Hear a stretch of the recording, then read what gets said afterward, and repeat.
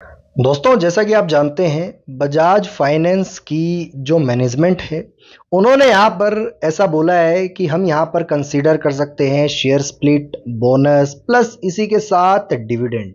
अब अगर ऐसा होता है तो यहाँ पर आपको एक के बदले 10 शेयर मिलेंगे, लेकिन यहाँ पर ट्विस्ट ये नहीं है। आप सभी को इस न्यूज़ के बारे में पता होगा।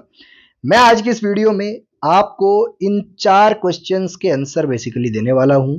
यहां पर बोनस, शेयर स्प्लिट और डिविडेंड कितना कितना मिलने वाला है बजाज फाइनेंस में, और यहां पर ये जो कॉर्पोरेट एक्शन है बोनस, शेयर स्प्लिट और डिविडेंड का, क्या ये कंफर्म है? अगर कंफर्म है तो यहां पर इसकी क्या डेट है?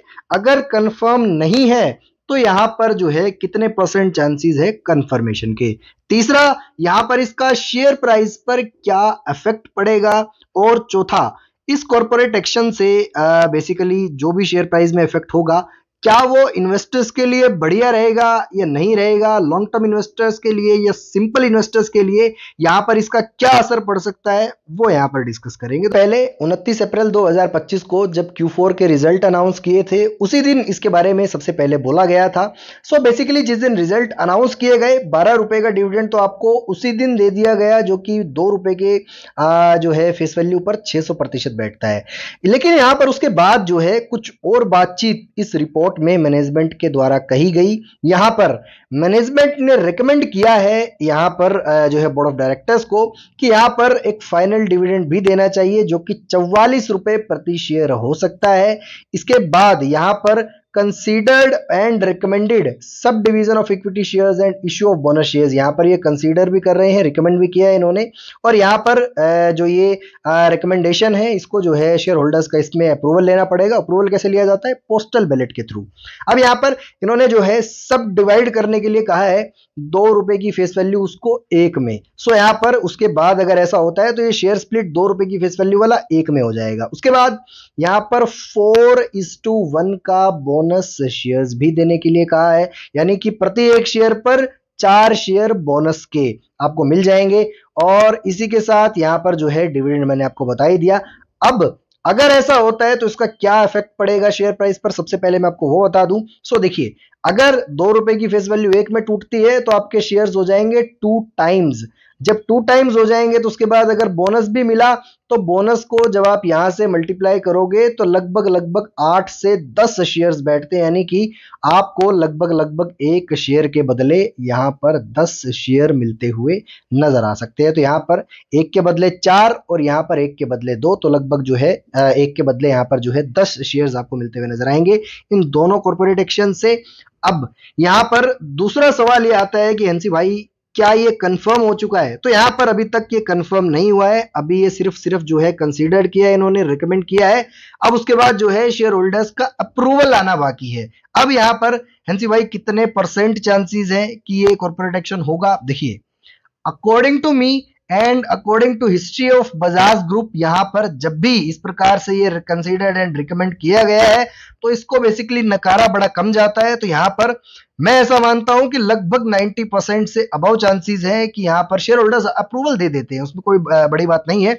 सो पोस्टल बैलेट के थ्रू मुझे लगता है कि यहां पर जो है 90% से अबव चांसेस है कि अप्रूवल मिल जाएगा, और अप्रूवल मिलने के बाद ये कॉर्पोरेट एक्शंस आपको होते हुए दिखाई देंगे।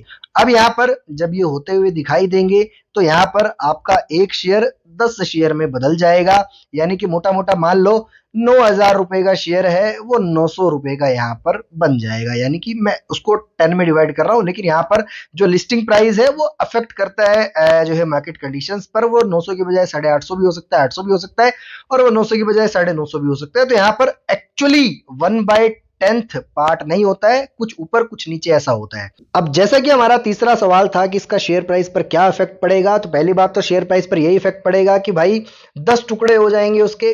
दूसरा, जब यहां पर जो है चीजें भारी मात्रा में चली जाती हैं, जैसे 9,000 10,000 रुपए प्रति शेयर का भाव चला जाता है, तो आमतौर पर जो रिटेल निवेशक होते हैं वो खरीदने से बचते हैं, क्योंकि यहां पर उनकी पूंजी छोटी होती है। अब अगर वो खरीद भी लेंगे तो 1 2 3 4 शेयर, बहुत सारे ऐसे इन्वेस्टर्स हैं जो 1 2 3 शेयर ही खरीद पाए। लेकिन अगर वो कोई और कंपनियां खरीदेंगे जो 100 200 300 400 500 रुपए की है, तो वो ज्यादा शेयर्स आएंगे। तो यहां पर अगर ये जो अफेक्टेड प्राइस नीचे आएगा 1:10 का जो है आपको अफेक्टेड प्राइस मिलेगा, उसके बाद यहाँ पर जो है इसमें खरीदारी और बढ़ेगी, इसकी डिमांड बाजार में बढ़ेगी और मेरे हिसाब से इसका एक बड़ा पॉजिटिव इम्पैक्ट आपको देखने को मिलेगा।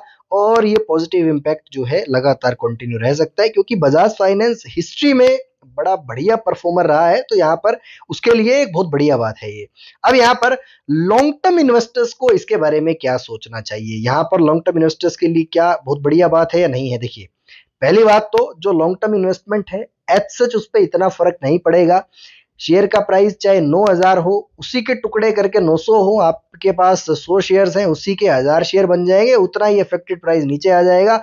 लेकिन यहाँ पर मेरे हिसाब से थोड़ा सा चलने में जो है अब ये तेजी दिखाएगा, और जो बड़े लंबे समय से ये प्राइस बड़े रुके हुए प्राइसेस पर है, वो प्राइसेस मुझे कहीं ना कहीं जो है अब जो है दोबारा उसी माहौल में आते हुए नजर आते हैं, क्योंकि यहाँ पर लगभग पिछले 3 सालों से मैं इसके अंदर कोई अच्छी रैली नहीं देख पा रहा हूँ। और हालांकि बजाज फाइनेंस एक अच्छा जो है ब्लू चिप कैटेगरी का स्टॉक आप मान सकते हैं।